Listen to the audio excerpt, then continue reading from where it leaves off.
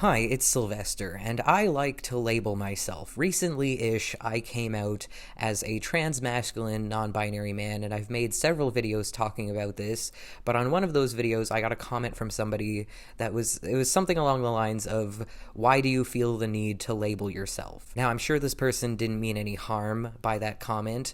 They didn't tell me outright that I shouldn't label myself or that I'm not allowed to label myself.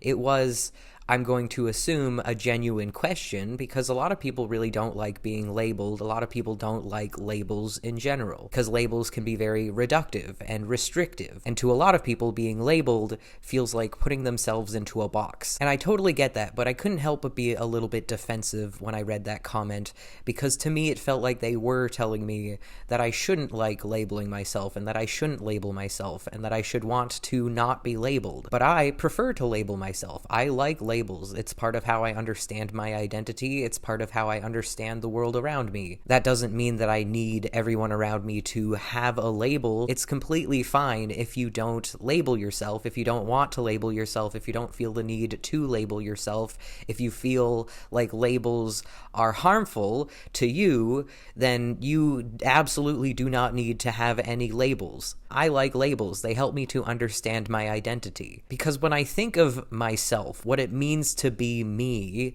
I often think of it in terms of labels and what those labels mean. Like, if I had to describe who Sylvester Alexander is, I would tell you a series of labels. I am a brother, or I guess a half-brother, technically. I am a son. I am a disabled person. I am a mentally ill person. I am a Scorpio. I am a Slytherin who hates J.K. Rowling. I am a trans-masculine person. I am a non-binary person. I am a man. I am homo-romantic. I am pansexual. I am asexual, etc., etc. That is how I think of myself. I think of myself as a series of labels.